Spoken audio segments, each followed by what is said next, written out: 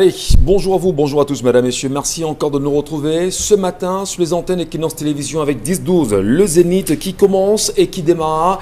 Comment comprendre que demain, le 15 octobre finalement, la loi des finances qui est très contestée au Cameroun, portée sur la téléphonie mobile et les téléphones Android et les tablettes au Cameroun, risque de rentrer en vigueur sans aucune contestation réelle des députés de la majorité présidentielle qui écument aujourd'hui l'hémicycle de Ngouaïkele. Pourquoi ne se prononce-t-il pas? Comment expliquer que demain, 15 octobre, véritablement, on risquerait de passer à une autre attitude qui tend à tout faire pour extorquer de l'argent et surtout tuer le petit Camerounais en lui imposant de payer les taxes imposées bien sûr aux importateurs. Lui, le consommateur, qu'est-ce qu'il en sera? Que disent les Camerounais? Que vont-ils faire? Quelle réaction est attendue à quelques heures de cette mise en forme de cette loi de finances? Les Camerounais peuvent-ils se prononcer ou pas finalement? Madame, messieurs, on en parle dans cette édition de 10-12 le Zénith avec la grande famille.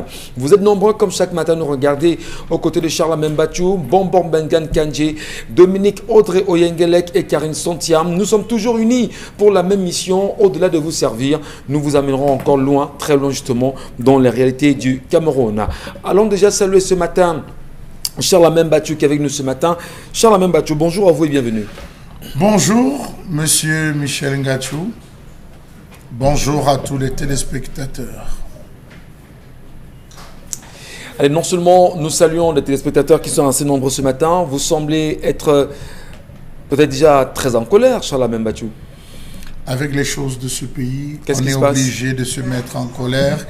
Il aurait fallu parcourir la réponse aux préoccupations de l'association 10 millions des nordistes, n'est-ce pas, la réponse adressée par le ministre de la fonction publique et de la réforme administrative, Joseph Lé, dont la fille vient d'être admise, on va le dire comme ça, à l'École nationale d'administration et de magistrature pour comprendre la portée. Il a dit clairement à l'association 10 millions des nordistes que si on n'a pas respecté le quota, c'est parce que vous n'avez pas eu les 10 sur 20 et les 12 sur 20. Les nôtres ont eu. Si les vôtres n'ont pas eu, ça suppose qu'il y a un problème. Le stress devrait être dans votre camp. La remise à niveau devrait être dans le camp. Dieu seul sait ce qui s'est passé. Dans tous les cas, les vérités ne cessent de sortir. On attend de comprendre véritablement, et ce document fait le tour de la toile aujourd'hui, où le ministre lui-même de la fonction publique et de la réforme administrative est longuement critiqué, mais surtout canardé sur les réseaux sociaux par les Camerounais qui estiment qu'on reste encore dans une réelle conservation du pouvoir par les pontes du régime qui sont en place et qui font tout pour pouvoir imposer leurs enfants dans ces écoles d'administration et de la magistrature, dans cette école de l'administration bien sûr et de la magistrature. Bonbon Bengan Kandji, bonjour à vous et bienvenue. Bonjour monsieur Ngachou Mumba, bonjour à vos chers téléspectateurs. Sur ce problème-là, je poserai les positions de notre confrère Christophe Bobé Okono qui a dit que le ministre de la fonction publique aurait fait œuvre utile s'il avait simplement publié les statistiques de ces concours-là. On aurait compris qu'il y avait 5, 6 ou 7 de moyenne. Ça aurait été plus facile comme ça. Maintenant, je reviens et je salue respectueusement Père Ludovic Lado qui a engagé une marche pour la paix. Je ne suis pas chrétien, mais je le soutiens. Il a dit qu'il s'inspire des Saintes Écritures, notamment Jean, et dit et marche. Ça, c'est un signe pour les chrétiens de ce qu'on appelle l'espérance. Le peuple israélien quittant l'Égypte avait cette espérance d'aller à la terre promise, là où coule le lait et le miel. Ils ont quitté. C'est cet espoir-là, cette espérance-là que le Père, l'homme de Dieu, le Père Lado, est engagé. Mais sauf que, même ça, on le lui interdit. Il marche seul, on l'arrête, on le met dans la voiture, il ne lui manquait pas, il n'a pas dit qu'il était en manque d'argent de transport pour Douala-Yaoundé. Il a dit qu'il veut faire le trajet à pied pour signifier quelque chose, notamment le retour à la paix. Comment un homme de Dieu, on lui interdit de s'engager pour la paix, et pourtant il y a des messes œcuméniques, des cultes œcuméniques, de tout ce que vous voulez pour la paix. Maintenant un prêtre, il dit je marche pour la paix, on le lui interdit encore. Et pourtant, il n'y avait aucune menace de chassement de Paul Biya. Aucune menace. Encore qu'il avait sa natte, sa kodo et sa soutane. Et les images depuis hier quand même font le tour de la toile également sur l'attitude de ce prêtre jésuite, le Père Lado, qui, vous l'avez très bien dit, Benga, s'est engagé dans une marche pour la paix à travers le Cameroun. Il a décidé de faire le tour du Cameroun à pied, si jusqu'à présent la paix n'est pas retrouvée dans les régions anglophones du Cameroun, mais qui donne quand même à se poser des questions sur l'attitude de l'Église dans sa globalité aujourd'hui au Cameroun, les décisions ou l'accompagnement, du moins la position de l'Église quant à la paix retrouvée dans les régions anglophones. Père Ludovic Lado s'est engagé et estime qu'il faut que quelque chose soit fait sur cette question. Karine Santia, bonjour à vous et bienvenue. Bonjour Michel et bonjour à nos téléspectateurs. Dominique Audrey-Oyengelek, heureux de vous retrouver ce matin. Le plaisir est partagé, Michel Gachou. Et non seulement le plaisir est partagé avec vous comme chaque matin, Dominique Audrey, merci. Vous êtes avec nous enfin, bonjour. Bonjour Michel, bonjour aux téléspectateurs. Le plaisir est partagé certainement pour vous et moi et quelques-uns des téléspectateurs, mais pour le couple qu'on a eu en image hier au moment du journal de 20h, le couple BTM qui réclame à corps et à cri la restitution de leur deuxième enfant. Pour ceux qui ont regardé le journal, ce couple dit avoir, durant tout le processus de la grossesse, eu les résultats selon lesquels la dame était enceinte de jumeaux. Malheureusement, à la naissance, on lui dit qu'elle n'a qu'un seul enfant et que ce n'était pas une grossesse gémellaire. On se souvient qu'en 2011, c'était le cas Vanessa Tchadjou. En février 2020, on a eu une même situation, je crois, à Douala 5e, au mois de février, toujours avec une disparition ou bien disons-le, un vol d'enfants. Quelles sont les autorités à même de se saisir de ce genre de dossier? On attend de savoir, est-ce que les services sociaux n'ont pas un rôle à jouer au niveau même de l'accompagnement psychologique de cette dame? On se pose bien des questions ce matin. Que disent aussi les femmes sur la question qu'on entend très peu, alors que c'est un sujet qui est extrêmement sensible pour la société et les femmes qui devraient en réalité se prononcer pour nous donner un point de vue que non. Allez, ça bouge également. Et les hommes surtout avec lesquels elles font ses enfants. Bon, c'est oui, pas seulement les femmes. À ce niveau, permettez, monsieur le modérateur, c'est pas les femmes. Quand la femme est agressée... Non, on parlait des associations de femmes aussi. Hein. Non, voilà. Ici, il faut interroger deux corps. Le corps médical, parce que dans des analyses, là, ce sera aussi à vérifier, le médecin aurait demandé à la femme, avant de passer à la césarienne, « Madame, aimeriez-vous partager quelque chose que vous aimez beaucoup ?» Est-ce que c'est ça, la femme va nous dire? Il ne faut pas oublier cette phrase. Il ne faut pas oublier cette phrase. C'est un détail justement. Oui, oui. Ce médecin qui demande à la femme... Lorsqu'elle regarde la porte, on lui dit que le sang va la salir, qu'elle ne regarde plus du côté de la porte. Ça, ce sont des détails qu'il faut prendre en compte. Et autre chose, l'homme doit protéger la femme. On parle bien. Quand la femme est donc agressée, on lui interdit de donner la vie. Ou alors on lui dit, donne la vie. Et partage. Et partage. Voilà, donc, et à ce moment, vous avez, vous qui êtes chrétien, le jugement de Salomon. Il dit, je partage l'enfant, je donne à chaque femme une partie. La femme dont il avait détenu l'enfant a dit non, remettez, je veux que l'enfant vive. Donc, pour la femme, il faut que l'enfant vive. Ici, c'est la société qui doit protéger la femme. C'est un sujet justement sur lequel on espère qu'enfin un magistrat pourra se saisir de l'affaire et donner des clarifications sur ce qui s'est passé dans cet hôpital, mais surtout que ce médecin, connu de tout, soit questionné. Pourquoi avoir posé cette question à ce moment précisément? Quelle intention il avait et comment ça s'est passé là-bas? Allez, madame, messieurs, on vous écoutera tout à l'heure, on vous lira sur les plateformes bien connues, 10, 12, le Zénith, Equinox TV et au numéro qui s'affiche bas de l'écran tout à l'heure, vous nous laisserez vos commentaires. L'histoire de ce matin, Dominique Audrey, nous vous écoutons. L'histoire que je m'en vais vous raconter est le partage de beaucoup de femmes, que ce soit dans le milieu artistique, dans le milieu entrepreneurial. Ce sont des femmes au travers de celles-ci, âgées de 32 ans, qui aimeraient bien savoir, comprendre le pourquoi de son perpétuel célibat. Elle a 32 ans, elle raconte que ses parents ont financé ses études, elle a fait de grandes écoles, elle a eu des diplômes et récemment, il y a sensiblement 4 ans, elle a monté sa propre entreprise au Cameroun et elle s'en sort plutôt bien. Mais le problème de cette jeune femme, c'est qu'elle n'arrive pas à trouver d'homme à sa pointure. Elle raconte que dans toutes les relations dans lesquelles elle s'engage, malheureusement, il n'y a rien de concret au bout. Elle estime que certainement elle doit avoir un problème ou elle doit être maudite, du moins elle a besoin de vos avis à ce sujet.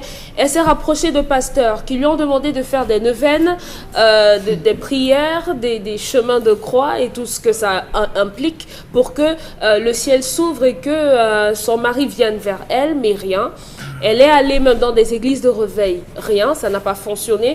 Elle s'est rapprochée des traditionalistes et jusqu'ici, elle raconte qu'on lui a exclusivement extorqué de l'argent, on lui a fait boire des potions, des purges et des bains et tout, mais jusqu'aujourd'hui, rien de concret. Elle ne s'est pas encore vue dans une relation qui a daté de 6 mois, rien, et elle aimerait savoir, est-ce que, qu'est-ce qui se passe? Pourquoi est-ce qu'elle est toujours toute seule? Est-ce qu'il n'y a pas une autre mainmise de quelqu'un ou de quelque chose qui soit à l'origine de ce célibat perpétuel? Donc, vos avis, elle en a besoin. Comment comprendre cette situation? Non seulement son avis de femme. Et il faudrait mentionner que ça, aujourd'hui, on parle des femmes, mais également au quotidien, on rencontre des hommes qui ont du mal à se caser également. Donc, on pourra essayer de voir le pourquoi de ces choses. Allez, merci beaucoup Dominique Audrey, non seulement des avis de nos téléspectateurs à travers le monde ce matin et sur les plateformes connues, vous aussi, vous avez un avis sur cette question quand même. Qu'est-ce qui peut expliquer qu'une femme qui est bien bâtie, intellectuellement parlant, qui a toutes les qualités, qui dit quand même être bien élevée, qui a toujours respecté ses parents, qui suit religieusement tous les conseils, qu'elle n'ait pas la chance de trouver un mari à son goût? Est-ce que ce n'est pas le problème qu'il souhaiterait avoir un mari plutôt à son goût que d'attendre de donner la chance à un homme de l'épouser véritablement? Parce que dire quand même qu'elle attend un homme à son goût, c'est problématique, non? Michel Gachot, si je vous offre une robe, est-ce que vous allez porter? Non. Si je vous offre une chemise à motif bizarre, est-ce que vous allez porter? Non. Ça veut dire que vous portez des choses qui vous plaisent. Vous vous mettez avec des gens parce que ça vous convient. On ne va pas se mettre avec un homme simplement parce qu'il faut se marier. Il faudrait qu'il y ait le minimum pour qu'on puisse s'entendre. Écoutez, aujourd'hui, malheureusement, que ce soit pour les hommes ou pour les femmes, on se met en couple avec des personnes avec qui on a quand même des centres d'intérêt. Il faudrait qu'on puisse se comprendre, qu'on puisse se compléter. Et cette femme, visiblement, jusqu'aujourd'hui, n'a pas encore trouvé un homme à même de pouvoir la comprendre. Combien d'hommes aujourd'hui acceptent que leur femme travaille? Ils sont peu nombreux. Bon, est-ce que le débat c'est à ce niveau? Parce qu'elle dit bien qu'elle n'a pas la chance de trouver un homme à son goût. Elle a 32 ans. Elle a déjà fait ci, elle a fait ça. Elle a un petit emploi. Elle s'en sort plutôt bien. Elle a tenté quand même 2 ou 3 aventures, ça n'a pas marché. Mais qu'est-ce qui peut expliquer ça? Qu'est-ce qui peut justifier? Et elle dit encore qu'elle est très jolie. Dites-vous? Oui. Mais qu'est-ce qui peut... Il ne suffit pas d'être jolie pour avoir un homme. Je suis désolée. Ça va au-delà. C'est pour ça que je dis aux gens, arrêtez de vous concentrer sur la carcasse. La femme, c'est beaucoup plus que les longs cheveux, les ongles jusqu'à étourdis, des talons à... Non, la femme, c'est beaucoup plus. Les hommes, aujourd'hui, lorsqu'ils veulent se balader, lorsqu'ils veulent exposer leur palmarès, ils vont se taper la fille la plus bling-bling. Mais dans leur maison, ils ont besoin d'autre chose. La bonne femme n'est pas celle qui brille de 1000 feux. Vous avez dit dans leur... Pardon? Dans leur maison. Dans leur maison. Ah, dans le foyer. Merci, ma fille. Mais je l'ai toujours dit, Père Bambo. Non, merci. La belle femme, la bonne femme. On vous arrête pas pour rien. Oui, oui. Le paraître sur lequel beaucoup de femmes aujourd'hui s'appuient, c'est quelque chose de nocif. Les hommes ont besoin de beaucoup plus que la femme qui a de longs cheveux, la femme qui est bien maquillée et tout. Merci, non, vraiment, vraiment. Même à mes frères, je n'accepterais pas qu'ils prennent une femme simplement parce que... Charlamel, vous laissez Dominique Audrey Non, poursuivre. j'ai- Elle est l'argument. C'est trop bon. Vous nous dites si vous laissez-nous apprécier. Vous ne croyez pas que ce soit Non, de c'est Dominique bon, Audrey quand c'est bon, aujourd'hui? c'est bon. D'accord, Dominique. Alors, vous estimez Donc. justement que au-delà des ongles, au-delà de la beauté physique, Oui. il y a autre chose que les hommes Que attendent. oui, Oui, la femme doit offrir beaucoup plus. Est-ce qu'on ne peut pas se demander si cette fille également, si sa maman ne lui a peut-être pas tout donné aussi? Parce que très souvent, on a le sentiment que beaucoup aujourd'hui semblent ne pas avoir aussi la bonne éducation du mariage. Les mamans ne disent peut-être pas tout à leur fille en leur disant, bah, écoutez ma fille, lorsque tu vas, je sais pas trop, hein, voilà des comportements qu'il faudrait avoir lorsque tu rencontres un homme. Est-ce que aussi à un moment donné, on ne peut pas imputer des responsabilités aux mamans aujourd'hui? Je n'ai pas dit des mamans, hein, oui, ou des parents, si Michel, on n'est que ce qu'on connaît. Si votre mère, en grandissant, ne lui a pas dit dans ton foyer, tu devrais être comme ça ou comme ci ou autre chose, la mère à son tour ne pourra pas le dire à sa fille. Et beaucoup de personnes aujourd'hui, comme je dis généralement en bon lorsqu'ils tapent sur les jeunes femmes, c'est que malheureusement, dans nos maisons, on ne nous apprend pas ce genre de choses. Non, aujourd'hui, dans les foyers, c'est autre chose. Lorsqu'on a appris à la fille à faire à manger, beaucoup de parents sont contentes. Lorsqu'elle sait faire le ménage, c'est tout. Elle s'est fait à manger, elle sait faire le ménage, elle sait laver les habits, c'est tout. Le parent ne lui dit pas quand ton mari sera là, il faut faire comme ça. Non. Honnêtement, si on est honnête et qu'on se regarde dans le blanc des yeux, on sait que dans nos maisons, les mamans ne le disent pas. Voilà. Et beaucoup apprennent ici que, en principe, dites à votre fille que quand tu seras dans ton foyer, tu dois être comme ça pour que ton mari soit comme ça. On ne le dit pas. Donc aujourd'hui, cette jeune femme, peut-être vous n'avez pas trouvé de relation parce que vous vous contentez d'exposer vos diplômes, d'avoir la plus belle voiture et d'être chef d'entreprise. Oui, vous êtes chef d'entreprise, mais maintenant les hommes attendent beaucoup plus. Beaucoup plus. Et à côté de ça, soit vous tombez sur des hommes qui sont des incapables. Parce qu'aujourd'hui aussi, on a cette catégorie d'hommes-là qui, lorsqu'une femme est un peu indépendante, ils voient en ça un objet de frustration. Ils commencent à se dire non, comme elle travaille son argent, comme elle est chef, elle va vouloir me commander et tout. Donc il y a beaucoup d'a priori, que ce soit de son côté et du côté de l'homme, des hommes. On va également prendre l'appréciation de Karine Sota sur cette histoire de ce matin et se dire, lorsqu'on a quand même 32 ans, on est jeune chef d'entreprise, on a tous les diplômes, on est bardé de diplômes, si on va le dire ainsi, et ne pas avoir un homme alors qu'on est aussi une belle femme, la beauté peut-être n'est pas physique. Qu'est-ce qui vous dit que cette fille également n'a pas une bonne éducation, n'est pas moralement, spirituellement, Michel. Psychologiquement? Michel. Donc donnons la parole à Karine. Elle donne son avis sur la question ce matin. C'est une femme comme toutes les femmes qui pendant un bon moment dans sa vie a eu des objectifs qui n'avaient rien à voir avec le mariage. Et maintenant, elle a besoin maintenant d'être mariée. Sauf que depuis qu'elle est concentrée sur la recherche du mari, elle se rend compte que elle ne trouve pas ce qu'elle veut ou encore ce qui lui convient. Chaque marchandise a son acheteur. C'est pour ça que quand vous voyez les femmes qui vendent les tomates, elles mettent celles qui sont plus solides devant et les casser derrière et on met un tas. Et c'est beaucoup. C'est vous qui venez et vous faites la sélection de ce que vous voulez. Par rapport à elle, elle n'a pas encore juste trouvé son mari parce que je ne sais pas pourquoi elle se morfond. Vous ne trouverez l'homme de votre vie qu'en fonction des lieux que vous fréquentez. Si votre trajectoire, c'est maison, travail, travail et que vous êtes dans votre véhicule, je suis désolée, vous ne le trouverez pas dans votre véhicule assis à côté de vous. Devrait-elle marcher à pied? Je suis désolée, il faut que les gens comprennent.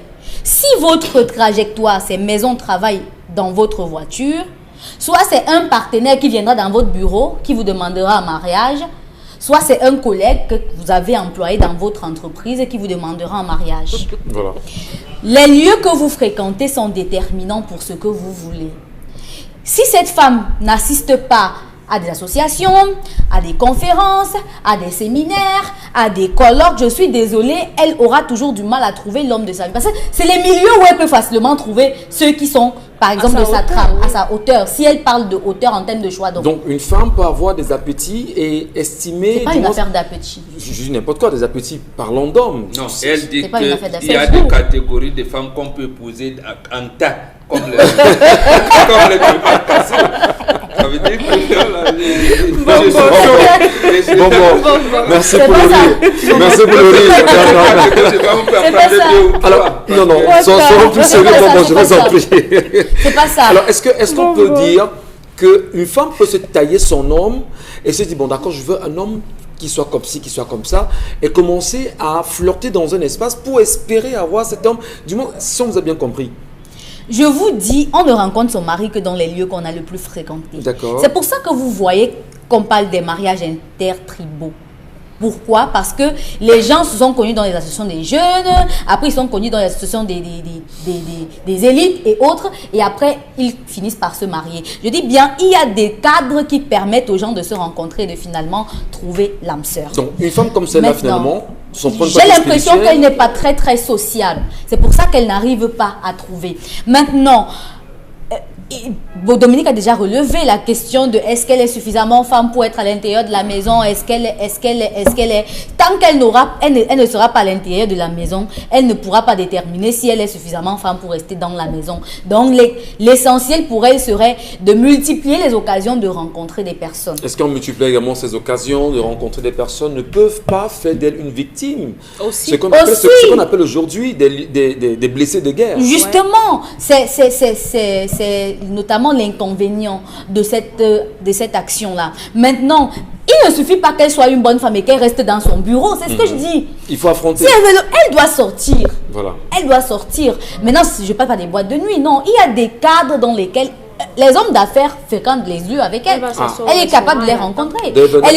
Oui. Mais après, non, je vous assure que si elle continue à rester dans son bureau et à écrire l'histoire ici, elle ne va pas trouver. Quand elle va même rencontrer, il ne sera pas assez bien pour elle. Il faut qu'elle soit dans des cadres qui lui permettront d'avoir l'homme de sa vie. Maintenant, au cas contraire, elle demande à son frère de lui trouver un mari et on verra si ça marchera. Voilà. Charles Amem Batou, l'histoire de ce matin nous interpelle quand même. Et puis on se dit, une femme qui a de la peine à trouver une stabilité, mais surtout à se faire un mari, alors qu'elle dit avoir toutes les qualités pour pouvoir... elle a toutes les qualités, quand même 32 ans, elle peut encore faire pas mal de choses, pas 32 ans, même si on est pratiquement à 8 ans de la ménopause pour une femme. Non. Bah oui, parce que ça passe selon 40 les ans, organismes, vraiment, c'est même 50 ans. Les affaires que vous généralisez là. Bon, d'accord. Il ne faut pas. Prenons 40 ans déjà quand même, pour dire c'est l'estimation. Donc comme ça, pour elle, sa vie est finie. Je n'ai rien dit, je pose la question. Est-ce que... Donc quelqu'un vous soumet son point que sa vie est finie. Je pose la question. Charles Amem Batou, comment vous analysez l'histoire de ce matin? Charles Amem, avant de parler ça, Charles Amem, on a trouvé de bons conseillers. Voilà. Monsieur Michel. Donc, vous pensez avoir maintenant conquis vos filles. Monsieur Michel Ngatou. Là, c'est la civilisation bantou qui restera. Lorsque monsieur Michel Ngatou, une femme dit que elle est belle et elle est intelligente, elle n'est plus apte à se marier.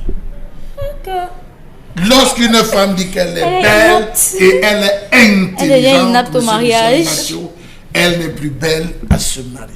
Arrêtez de dire aux femmes, ou arrêtez aux femmes de croire que vous êtes des fleurs.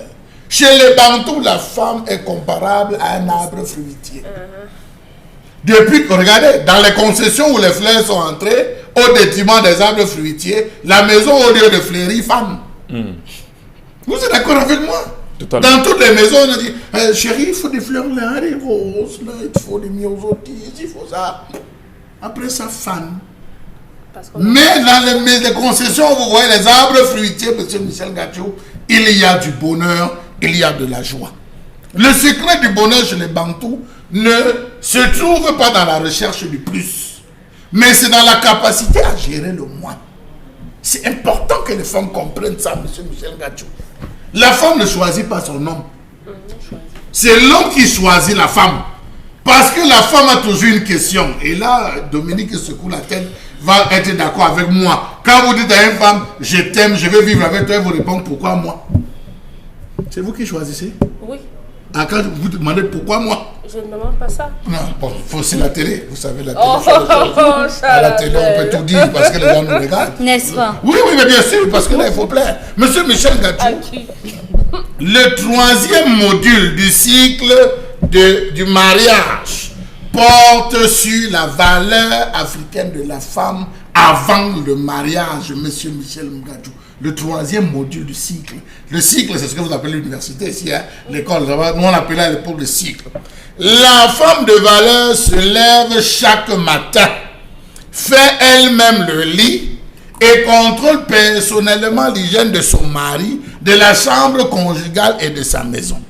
La femme de valeur qui souhaite le mariage veille sur la cuisine de sa mère et se prépare à veiller sur la cuisine de sa future belle-mère. Oui. La femme qui aspire au mariage ne prend dès l'instant pour valeur essentielle que son père. C'est son père qui est la valeur essentielle. La femme de valeur se bat jusqu'au sang pour démontrer à l'homme qu'il a choisi quelle est le meilleur choix qu'il aurait dû le faire, M. Michel Ngatou. C'est d'où je m'arrête là. C'est des choses que les gens devraient comprendre. C'est des modules d'enseignement. Donc une femme aujourd'hui qui dit qu'elle est intelligente, premièrement, cette femme ne met devant que son travail. Rien que son travail. Oh, je suis ceci, il faut que je gagne de l'argent. J'ai rendez-vous avec qui? Monsieur Michel Ngatou, aimer une femme demande du temps. Aller en mariage demande de la passion. Demande beaucoup de... Attends, ce matin, tu t'es levé, mais tu vieillis. Déjà, mon chéri, tu as les cheveux blancs. C'est de l'attention. Ça demande, monsieur Michel Ngatou, on va dire, de brûler les doigts.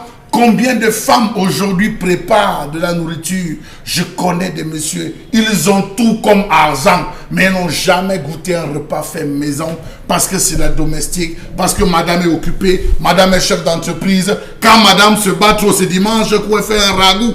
Elle fait un ragoût avec où le cube dépasse à des moments où c'est le sel, où c'est trop pimenté, parce que madame travaille, madame peut souffrir tous les voyages. Le couple est aisé, mais le bonheur, il n'y a pas. Et vous ne devez pas oser critiquer. Hein. Et vous ne devez pas critiquer. Donc, je pense que M. Michel Ngatou, cette femme devrait faire le vide à un moment donné. Donc, quand je le dis, les filles me regardent, comme si j'avais... Déléguer et dire, je veux devenir femme. Une femme, c'est la soumission. Savoir se soumettre à son mari.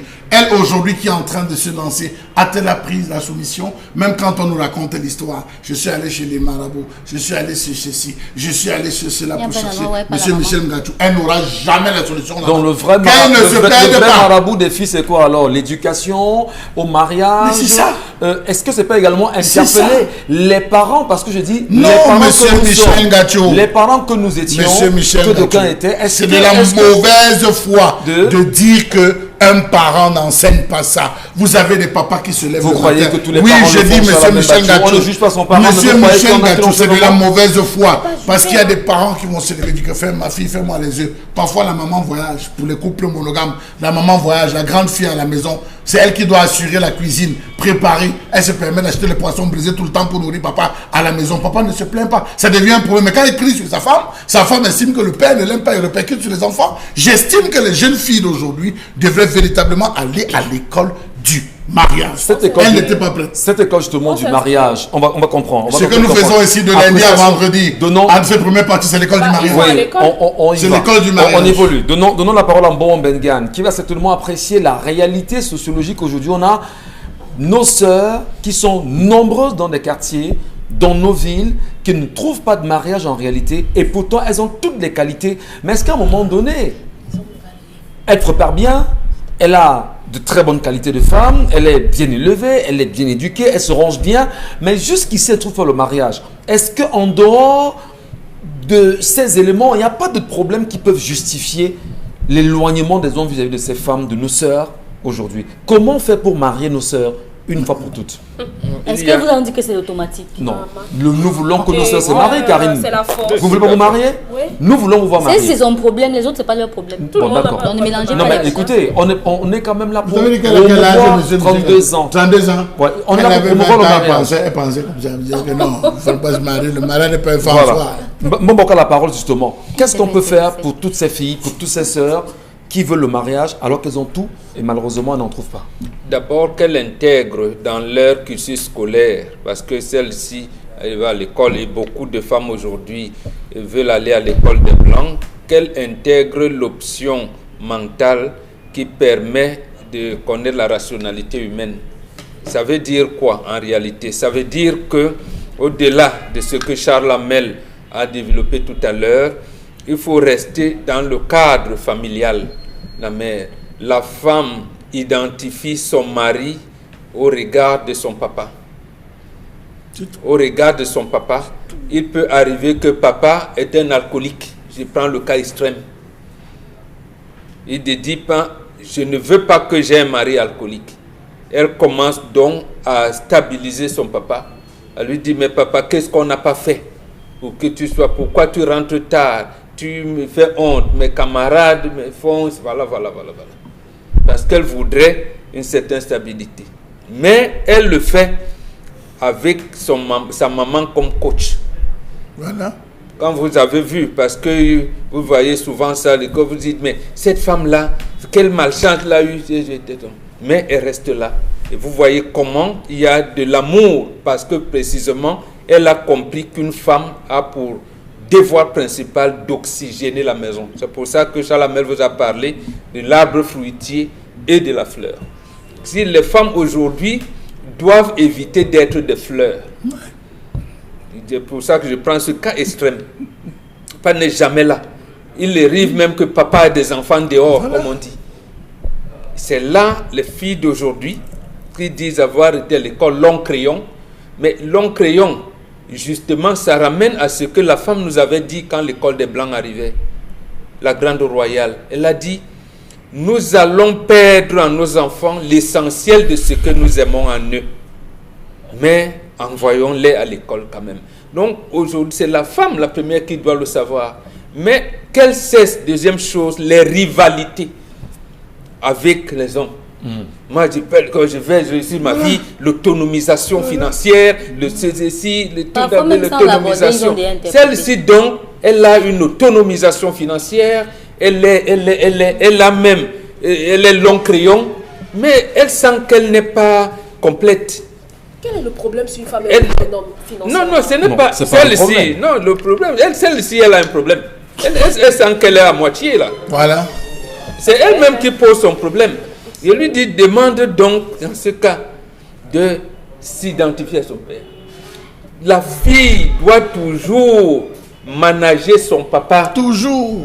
Supporter son papa. C'est là où elle va donc apprendre les préceptes que nous disons aussi, que Charles Hamel vient de dire tout à fait. Le respect, c'est-à-dire que peut avoir tombé sur un mari que tu vas le respecter, l'assister et l'accompagner. Voilà. Maintenant, elle va dire, elle a fait les études universitaires. Donc, de la maternelle ou de la CIL jusqu'à là où elle est trouvée, elle n'a pas rencontré des amis. Elle est en relation des camarades. Elle dit, elle est en relation, ça ne met pas long. Ça veut dire qu'elle doit donc se poser cette question. Parce que ici, le côté qu'on pourrait dire mystique n'est pas trop à questionner. Très bien. Non, c'est pas trop à questionner. En 90, cela avait fait un scandale au Cameroun. On se rappelle, c'était un communicateur, je préfère le donner comme ça, qui avait épousé la fille d'un richissime homme camerounais, un opérateur économique. La fille rentre, un jour, le monsieur rentre, il appelle, lui dit, mais attends, tu devais rentrer, au moins chauffer la nourriture, tu connaissais que je rentrais. Il lui dit, non, il y a le micro-ondes là-bas, mets la nourriture dedans, tu appuies. Il a dit, ah bon, il dit, ok, comme tu es sorti, plus jamais tu ne remets les pieds chez moi. Et c'est comme ça que ce mariage est terminé. On a cru que l'opérateur économique devait faire des sérieux problèmes. Il a dit à sa fille, je reconnais là que j'ai échoué. La fille a préféré prendre les bagages et dire à sa mère, je vais en France. Les France aujourd'hui, elle est aux États-Unis, là où elle gueule tranquillement. Donc c'est pour vous dire, monsieur Michel Gachou, que rendu à un niveau, le père qui a raté, c'est. La fille aujourd'hui, vous allez voir une fille qui mate son mari. La fille qui mate son mari, posez-lui la question, elle va dire que c'est ce que mon père faisait à ma mère. Elle a pris le mauvais côté. Or, une autre fille va dire, non, je ne veux pas vivre ce que ma mère a vécu. Comment faire? Il faut se rapprocher de papa. Non, c'est pas maté. Mais je veux... Ce n'est pas maté. On va se concentrer sur la main. Juste une virgule. Est-ce que nous-mêmes, les hommes, ne sommes pas pour quelque chose? Non. Justement, pour une fois. Justement. Non, est-ce que vous savez? Est-ce que vous savez? Attends, c'est la question des hommes.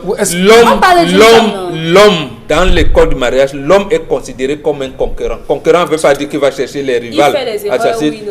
Il n'est pas là. C'est ce que les filles d'aujourd'hui parfois qui font les essais de guerre. À un moment donné, elles sont retractées sur elles-mêmes, un peu plus s'ouvrir, un peu plus faire confiance. Monsieur Michel Gachou, avant peut-être que Mbongo n'intervienne, lorsque le garçon et la fille décident de convoler, pour parler comme les Occidentaux, on conseille le plus qui? La femme. Qu'est-ce qu'on dit à l'homme? Enfin, tu veux devenir non, c'est là où on le salue. Est-ce que la relation Permettez-moi, commence monsieur par- Michel Mathieu. On a très peu de temps. Karim va se donner Karim rapidement. Je ne comprends pas. La relation ne commence pas par une demande en mariage. Lorsque vous êtes abordé par quelqu'un, vous essayez de fonctionner ensemble même pendant 3 mois, 4 mois, 5 mois, 6 mois. Et c'est à an, partir 2 de là- ans, 10 ans. Voilà. Dans les Maintenant, relations où il y a on a pas très peu de temps, vous savez. cette jeune fille, certainement, quand elle est abordée par les hommes, je vous assure que même les femmes qui sont les plus charismatiques au monde, quand elles sont avec l'homme qu'elles aiment, elles plient les chines. Ce qu'on raconte, c'est qu'on parle sur ce plateau-là. Elle plie? Oui, elle plie. Très bien. Elle plie. Alors, bon, 30 secondes. Les femmes 30 secondes avant qu'on ne passe à la collège, je vous en prie. Elles Bon, plient. Bengan, permettez. Non, la femme doit apprendre qu'elle accompagne, elle a une union de complémentarité avec l'homme. Surtout les longs crayons. Voilà. Les longs crayons. Inspirez-vous de votre papa. Et si bien même papa est toujours absent, Si on est pas- encadrez, commencez à encadrer votre papa. Merci. C'est parce que dans le mariage, on supporte ce qui est mauvais. 30 secondes, Dominique Audrey, rapidement. Si la mère était célibataire, c'est qu'on n'a pas de figure paternelle.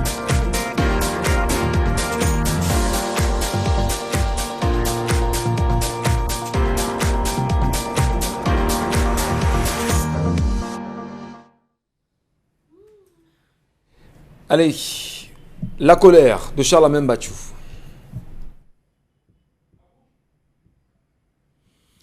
Je m'interroge ce jour sur la question de l'absence de logistique dans les centres de secours dans ce pays. Le Cameroun compte de nombreux centres de secours, mais des centres de secours qui n'existent que de nom. Où est passé le fameux plan de contingence tant vanté en 2011 dans ce pays? Écrit sur du papier, tout est bien, tout est beau dans ce pays. Mais hélas, l'application reste encore avec des interrogations. Comment comprendre le non-respect et la non-application de l'article 1er du décret présidentiel numéro 2004, base 058 du 23 mars 2004, portant création et organisation des formations et unités territoriales, portant sur le secours. Le secours. Secourir. Le social. Comment comprendre qu'à ce jour, les populations camerounaises souffrent de l'absence de logistique dans les centres de secours dans ce pays? Le Cameroun, depuis 2010 à ce jour, enregistre une succession de catastrophes, une succession d'incendies, une succession d'éboulements. Pour quel centre de secours? Comment comprendre l'éloignement des centres de secours face à les difficultés ou à difficultés des populations dans le cadre des crises multiformes que connaît le Cameroun? Extrême nord, nord-ouest, sud-ouest, littoral avec les inondations. Comment comprendre que celles-mêmes existantes peinent pour l'heure à respecter leur mission à cause d'une pauvreté criarde sur le plan infrastructurel? Il existe au Cameroun beaucoup de centres créés de nom, très peu de centres de secours existants, malgré le fait de la présence de sapeurs-pompiers dans les 10 régions. Pour ceux qui existent, les praticiens se plaignent de la modicité de la logistique, insuffisance de fourgons grande capacité, des véhicules équipés de secours et d'assistance aux victimes, des véhicules d'intervention diverses. Cela manque, même les ambulances dans les centres de secours. Je ne parle pas des défibrillateurs, encore moins de l'oxygène, parce que là-bas, on va seulement crier comme au village. C'est pratiquement rarissime. Vous avez des individus qui sont transportés. Lorsque même viennent à exister ces véhicules d'intervention diverses, des centres de secours, ils sont couchés là, à même ce qu'on peut appeler un lit, en espérant rapidement rallier, sans embouteillage, le point de secours. Comment comprendre que les populations soient encore contraintes de recourir aux méthodes archaïques pour stopper les flammes, en cas d'incendie. Allez voir une petite ville comme Paris, allez voir des petites villes, allez même en Île-de-France, vous allez vous rendre compte que l'une des premières choses sur lesquelles repose la ville, c'est les centres de secours. C'est le secours à temps et à contre-temps. Rappelons-nous de l'accident des ECA. Y a-t-il seulement dans ce pays, dans ce centre de secours, des hélicoptères pour faire des interventions aériennes? Point d'interrogation. Comment comprendre le fait que les populations se retrouvent elles-mêmes à organiser les secours? Si ces secours sont mal organisés, l'envergure, nous dit-on, sera plus grande. Comment comprendre que même les sapeurs-pompiers ne couvrent pas l'ensemble du territoire national? Savez-vous que même à Yabassi, il n'existe pas une caserne de sapeurs-pompiers? Imaginez un cas grave s'il viendra avoir un incendie dans cette zone, et j'en passe. Comment comprendre cette faiblesse dont fait preuve les centres de secours dans ce pays? Pourtant, ce n'est pas l'argent qui manque.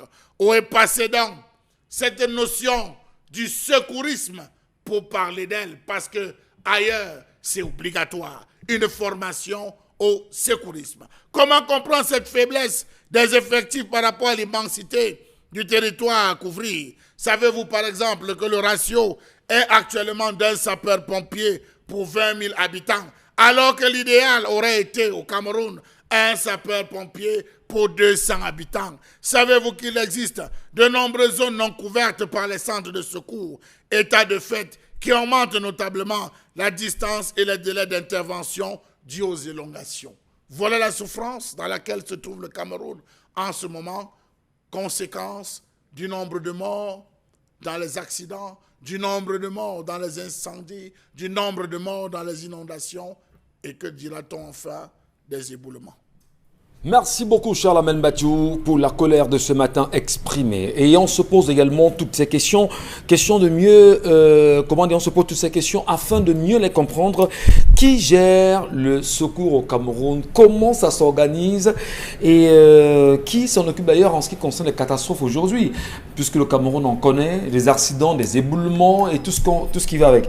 Alors prenons rapidement l'appréciation de cette colère avec vous, Karine Sontia, ce matin. Vous nous faites savoir que c'est un problème réel au Cameroun. Oui, c'est un problème réel parce qu'en principe, dans la ville de Douala, il devrait y avoir 3 centres de secours, notamment dans lesquels devraient se trouver les sapeurs-pompiers pour être plus proches des populations en cas où pour commencer par Douala, pour qu'on comprenne mieux la situation.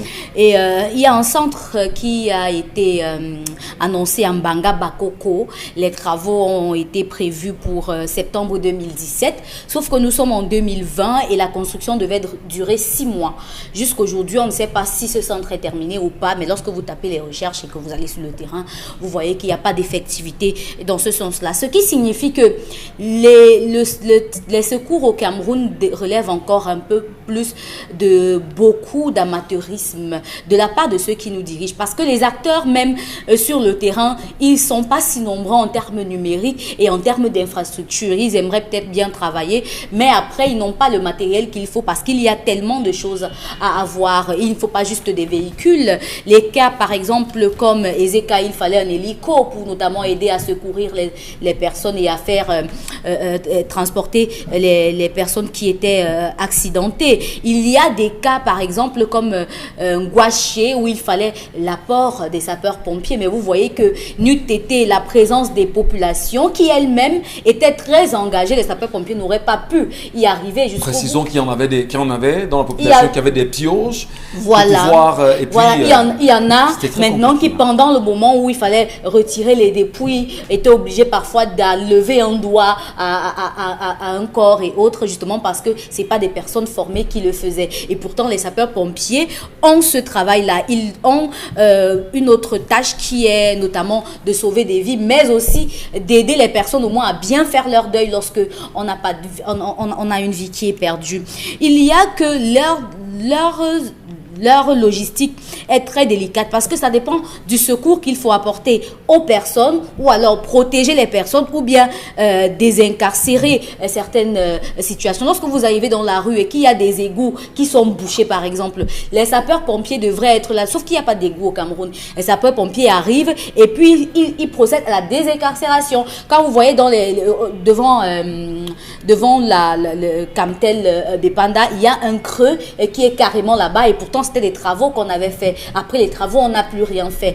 Et après, maintenant, lorsqu'il pleut, l'eau stagne de ce côté. Les sapeurs-pompiers ont aussi un travail à faire de ce côté-là. Maintenant, il y a que, on pense dans notre société que les sapeurs-pompiers n'agissent que lorsqu'il y a des incendies, alors que leur spectre d'action est très large. C'est pourquoi ils dépendent particulièrement de la protection civile. Très bien.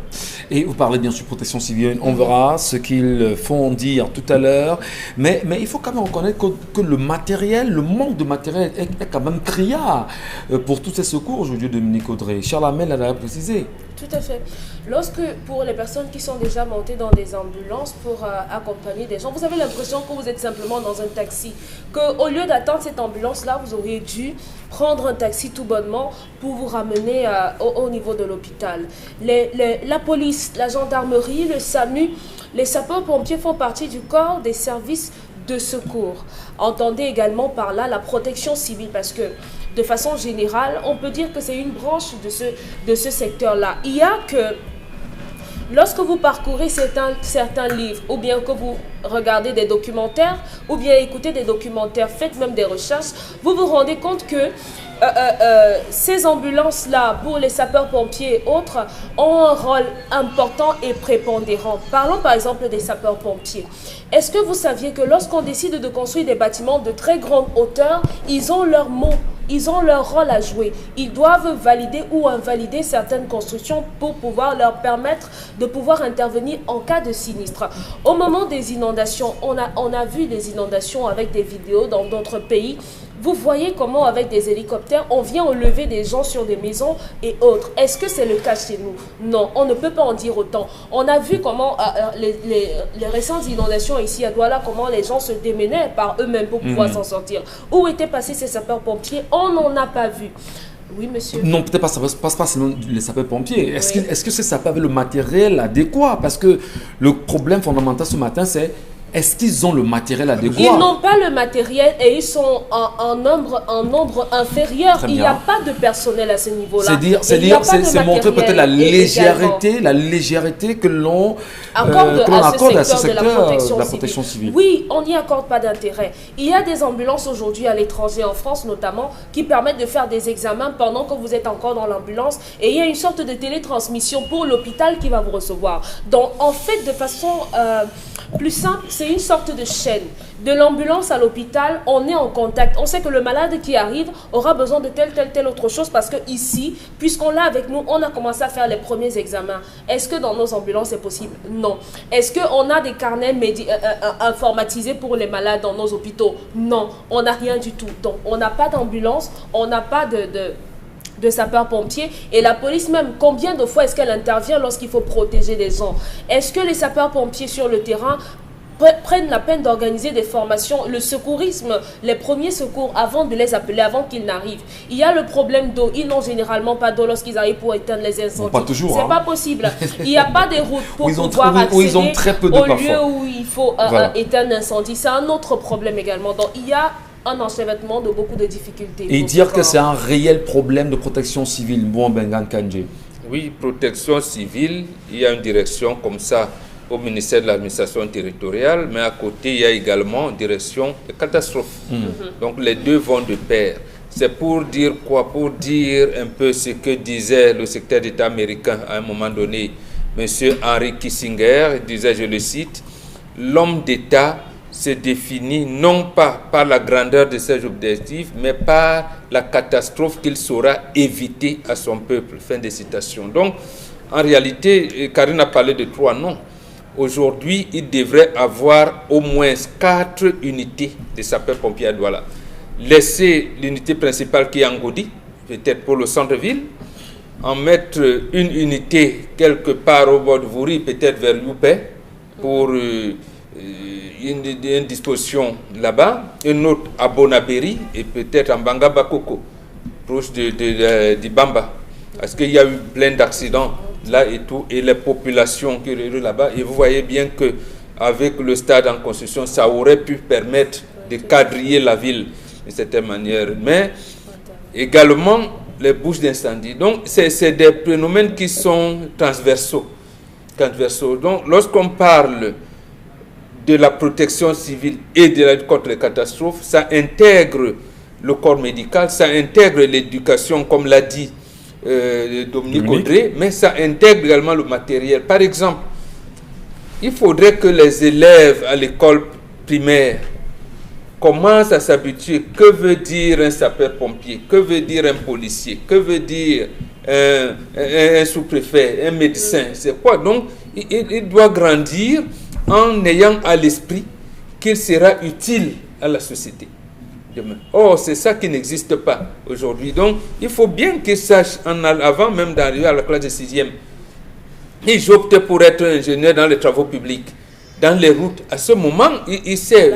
Voilà, mais nous, aujourd'hui, on nous a amené seulement à dénoncer ce qui ne va pas. Oui, Mania est ceci, accident en Banga, déraillement et tout. Mais les élèves, les étudiants qui sont dans les écoles ne voient pas, en réalité, ils ne voient pas cette corrélation qui devait. Qu'est-ce qui justifie justement aujourd'hui le manque de matériel adéquat pour pouvoir intervenir en cas justement de sinistre ou encore de catastrophe? Madame, Monsieur, bon, Benga, vous gagnerez la parole. Parlons-en dans la deuxième partie.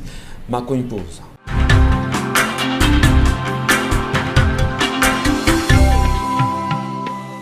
Bon retour, mesdames, messieurs, merci à vous, merci à tous de nous rester présents, mais surtout fidèles sur les antennes d'Equinox Télévision. 10-12 le Zénith se poursuit en même temps avec vous et nous tentons évidemment de comprendre les questions qui se greffent à la République aujourd'hui. Le Cameroun doit-il émerger ou pas? Où est-il émergent?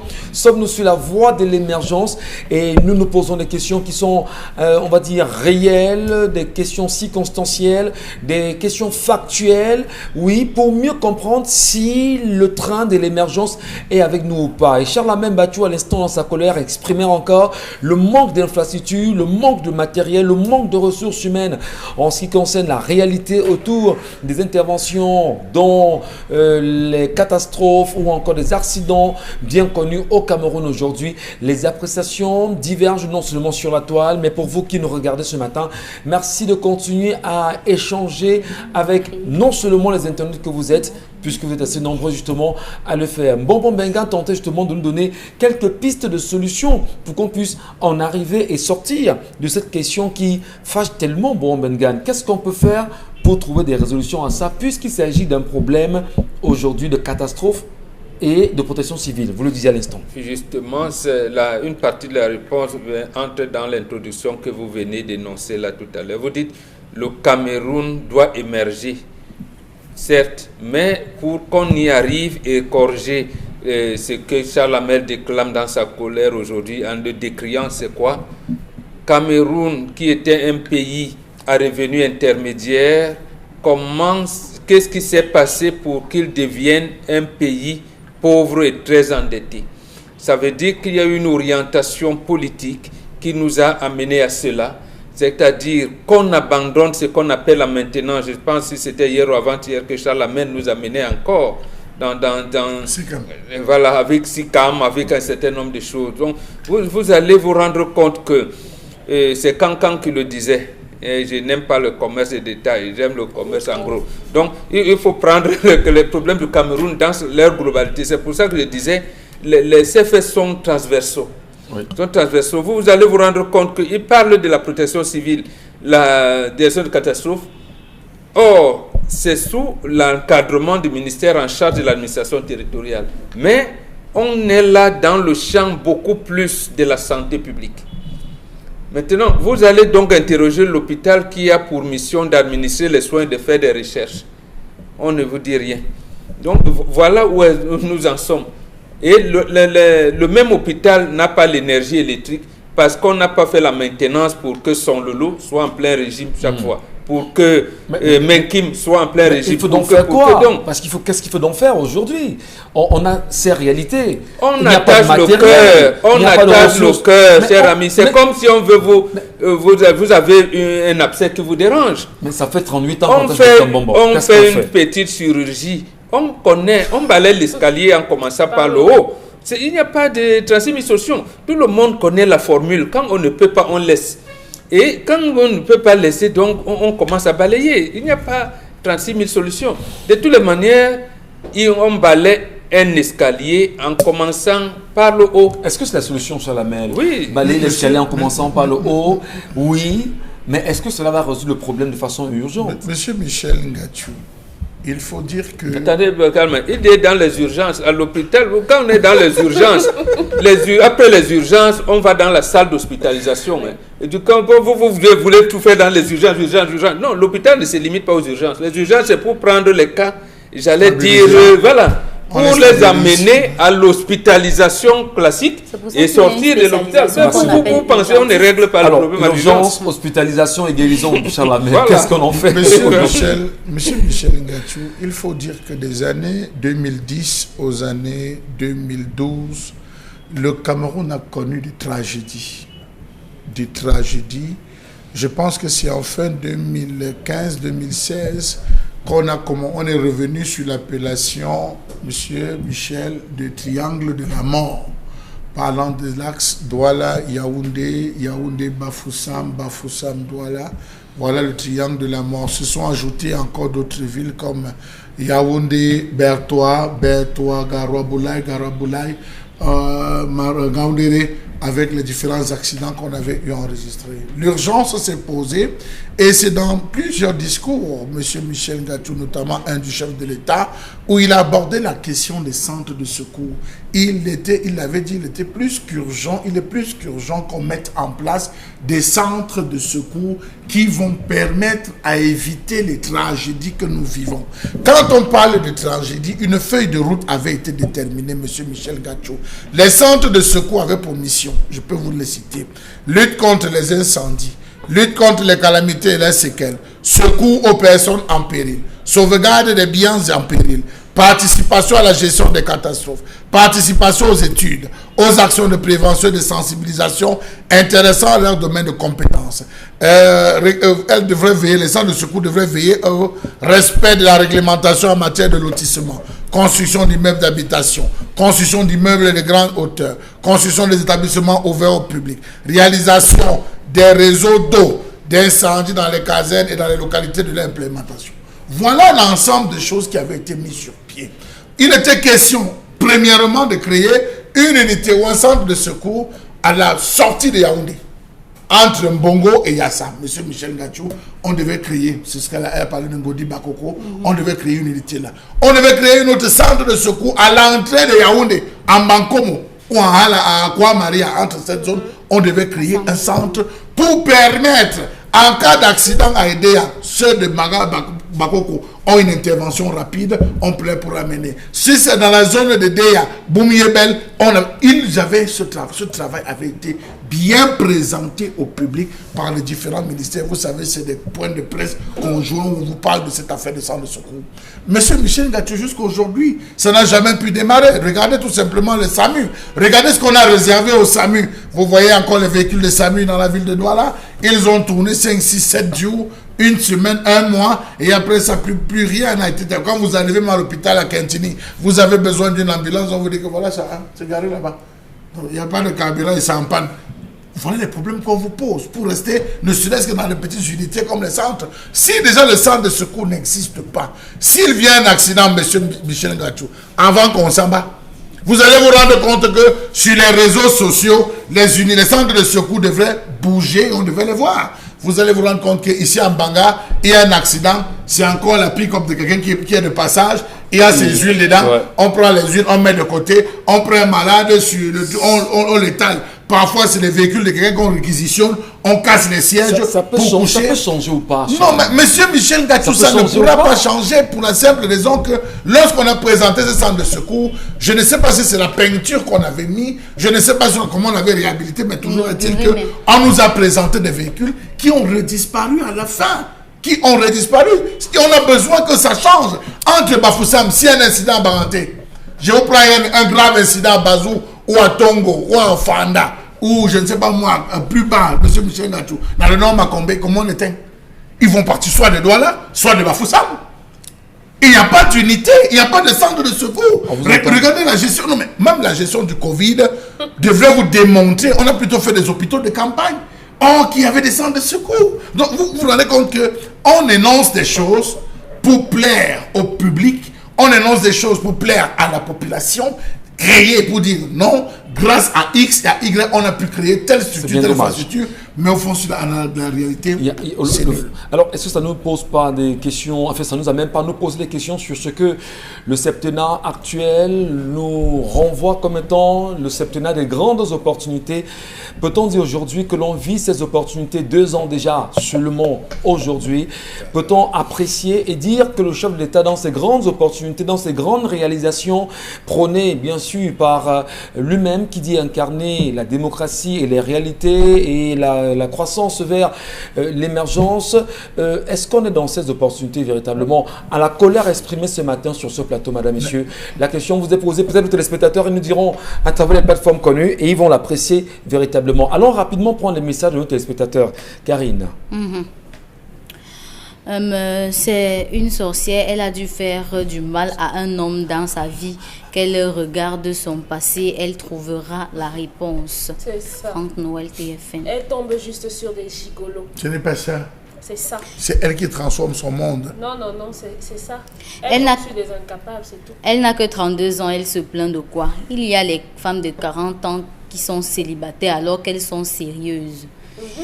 Et elles ne travaillent pas, elles n'ont pas d'entreprise, elles n'ont pas d'argent, elles sont là, elles attendent le mariage. Pourquoi vous arrêtez sur le facteur argent?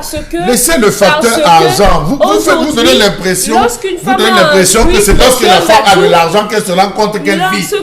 Lorsque M. Mbachou, lorsqu'une femme est instruite et qu'elle est indépendante financièrement, on lui dit que les femmes instruites, les longues créances, ce sont les longues bouches. Les hommes aujourd'hui se cachent derrière ça. Je me suis réservé le droit de vous dire, M. Michel Ngachou, que l'école est dangereuse pour la femme. Non, vous l'avez déjà dit. J'ai dit aujourd'hui, je ne voulais pas dire que l'école est dangereuse. On sait comment vous pensez. Pourquoi, monsieur? Non, ça c'est vous qui pensez. Savoir ce que je pense. Est-ce qu'une assertion comme celle-là n'est pas très grave? Parce que Monsieur Michel Ngachou, sachez une chose. L'école doit développer 3 valeurs essentielles. Le savoir en termes de connaissances, le savoir-être et le savoir-faire. Sauf que ces 2 valeurs, l'école ne peut pas les donner. Il n'y a aucun enseignement qui donne le savoir-être et le savoir-faire. C'était avant. Aujourd'hui, on donne la connaissance. L'enfant qui est à l'école se dit, il ne cherche même pas à ressembler à son père, mais il cherche à ressembler à Etofis, il cherche à ressembler à tel, à Ouche-Poupi, des farouteurs, surtout. Regardez la constitution du modèle. La femme, quel est le modèle? Je vous demande aujourd'hui, nous sommes à la télé. Quel est le modèle de la femme camerounaise aujourd'hui? À l'époque, on avait des modèles en termes de femmes camerounaises. Aujourd'hui, c'est Beyoncé. Les messages, non, soyons sérieux. C'est pas léger comme ça. Je pense que les femmes, puisque nous sommes au Cameroun, il y a des modèles. Pourquoi la femme aujourd'hui camerounaise qui est instruite ne peut pas se questionner comment les Élise, tant qu'on fait, Elisabeth, tant qu'on fait. Combien les connaissent? Les Ernestine Guetbel et tout, comment elles ont fait pour trouver les mariages et maintenir les roses angélées. Mais elles sont inconnues du grand public. Mais c'est des femmes publiques. Comment elles sont inconnues du grand public? C'est justement des femmes connues du grand public. Demandez aux enfants qui sortent pour aller à l'école qui est... mais parce que vous, nos parents, vous nous présentez pas ces ans. Je suis désolée, vous êtes les parents, mettez ça devant les enfants et ils vont apprendre. Non, oui, justement, vous avez échoué lamentablement. Alors, voilà. Écoutons donc le papa Dominique Audrey, je vous en prie. Écoute donc le papa. Quand j'ai dit donc à ma fille, il y a une femme qui s'appelle Ernestine Guetbel, elle est mariée, elle est docteur plus, bac plus beaucoup. Et Elisabeth tant que bac plus beaucoup. Et Yahoo Aïssatou, un tas de trucs. Comment ça se fait? Est-ce que vous dites, c'est votre époque, hein? C'est votre temps, nous aujourd'hui. Or, celles-là, elles ont fait l'école. Pourtant que, par exemple, voilà une femme, elle était avec ses camarades garçons. Elle les a battus toutes.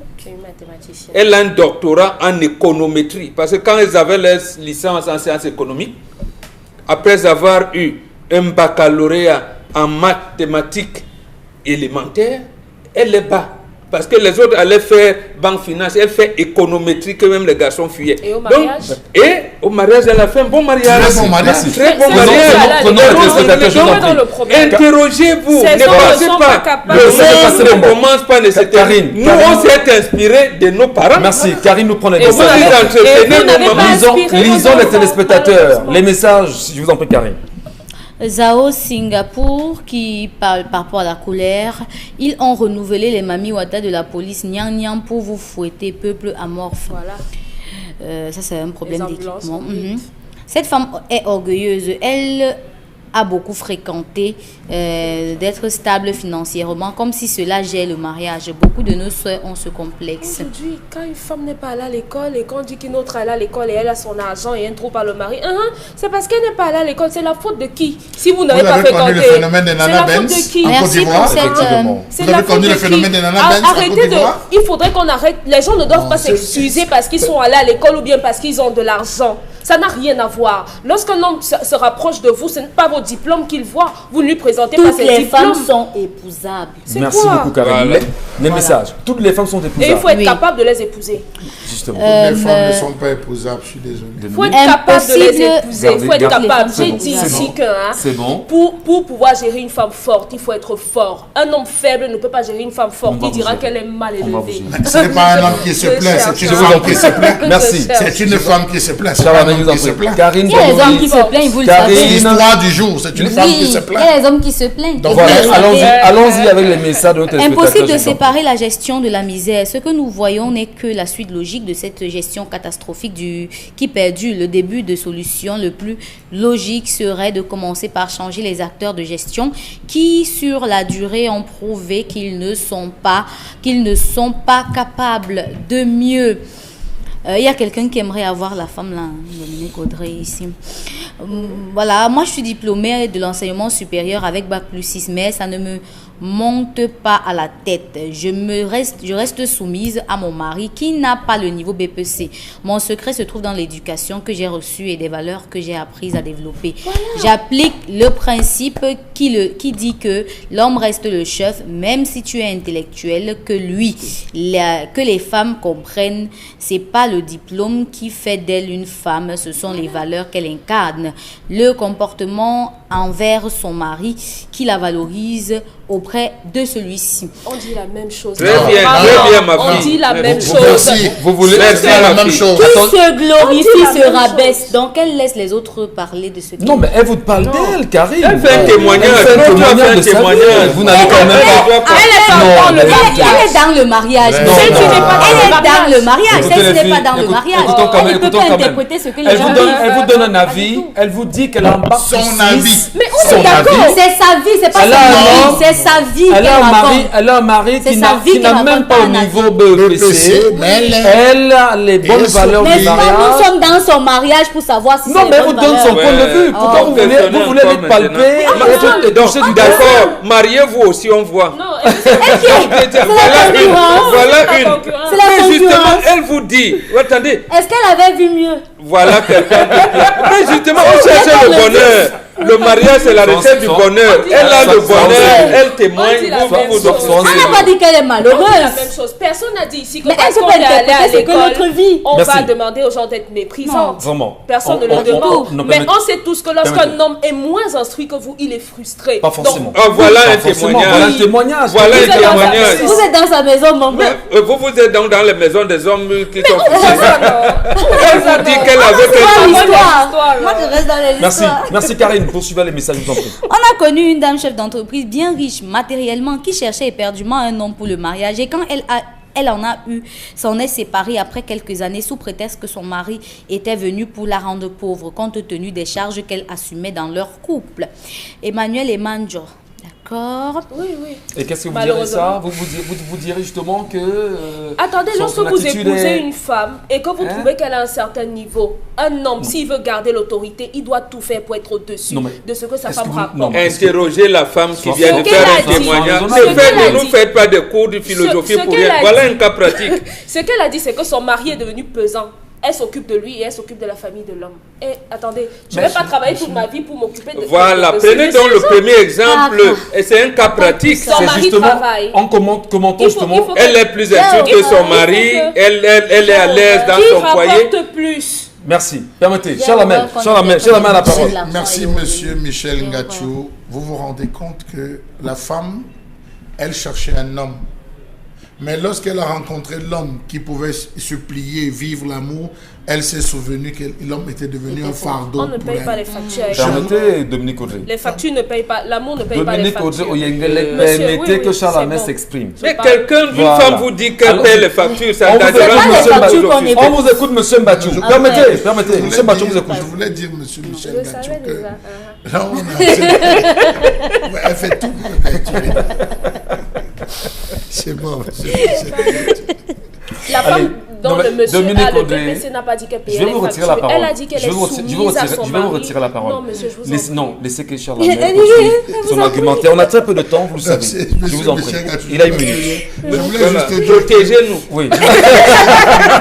Je voudrais juste dire qu'aujourd'hui, on voit des foyers où la femme a plus. La femme a plus que l'homme. Plus que l'homme, monsieur Michel Gachou, elle n'ouvre pas la bouche. La femme est le comptable du foyer. La femme a pour devoir, l'une des valeurs de la femme, c'est de ne pas exposer la richesse de son mari, encore moins les secrets de la famille. Voilà une autre valeur, c'est le 6e sur le pilier dans ce module école du mariage. La femme prend égard. Elle prend égard. C'est la raison pour laquelle on la considère de grenier de la famille. C'est la raison pour laquelle on dit, donne 10 000 à une femme là. Reviens lui dire que j'ai un problème de 500, que je n'ai pas. Non, elle te dit même que c'est fini. C'est fini. La femme conserve. Lorsque vous avez une femme qui commence à exposer, ce n'est plus une femme. Voilà cette femme qui a épousé un homme. Et l'homme, elle n'a pas dit qu'il était infidèle. Elle n'a jamais dit qu'il était dépensier. Mais elle s'est souvenue qu'il était une charge. Pour elle, elle a viré, elle a préféré se séparer parce qu'il était une charge. Donc, monsieur Michel Gachou, je dis même pour l'histoire de ce jour, que cette femme laisse la valeur financière. Vous ne causez pas argent avec votre femme. On ne cause jamais argent. On ne cause pas diplôme à la maison. Je cause pas, vous n'avez jamais causé histoire ni doctorat. Vous allez causer du bien-être de la famille. Les enfants sont là à l'école pour pouvoir étudier. Tel a fait ceci, il manque des habits à tel, la santé et tout. Mais cette femme ramène toujours le travail. Vous allez la voir qu'à l'heure où elle doit jouer son rôle de femme, elle est au téléphone. Est-ce qu'on a fait la livraison? Il faut savoir se dissocier. Merci beaucoup. Mais c'est le goût de certains. Allez. Vous voulez toujours justifier. Oui, c'est pas une justification. Oui, c'est non, elle doit être femme, c'est votre téléphone. On a livré. Oui, je dis que qu'est-ce qui est en train de se passer? Merci. Voilà, elles sont bien. Merci à vous, merci à nos millions de téléspectateurs. Merci, madame, messieurs, de nous faire confiance. C'est des réalités aujourd'hui au Cameroun, pas seulement. Et nous en profitons pour saluer les familles africaines qui nous regardent et qui sont également au parfum de cette réalité. Les femmes qui nous regardent ce matin, qui se retrouvent certainement dans l'histoire de ce matin et le vœu certainement de chaque homme. Il n'y a pas que les Africains qui nous regardent. Il y a également des étrangers qui nous regardent grâce à leurs collègues qui sont des gens de chez nous. Voilà, on vous dit merci. Et on voudrait également dire, notre vœu, c'est de voir toutes nos sœurs être mariées. Toutes nos sœurs devraient être mariées. Permettez, laisse-moi. C'est notre vœu. Toutes nos sœurs aujourd'hui. Les hommes, c'est que Dominique Audrey a mangé. Elle a pourtant commencé en bon conseillère de Bantou. Elle vous a trompé. Le vœu, disons-le, c'est de voir toutes nos sœurs être mariées. Et pour que nos sœurs soient mariées également, nous croyons qu'il y a une contribution de nos parents, nous croyons qu'il y a une contribution de la société, et il y a un encouragement justement de nos frères les hommes. Nous devons tout faire également pour encourager nos sœurs à se marier et peut-être aussi à les épouser. Mais maintenant, il y a quand même un problème. Peut-être on marquera ça en termes d'interrogation. Oui. Il y a...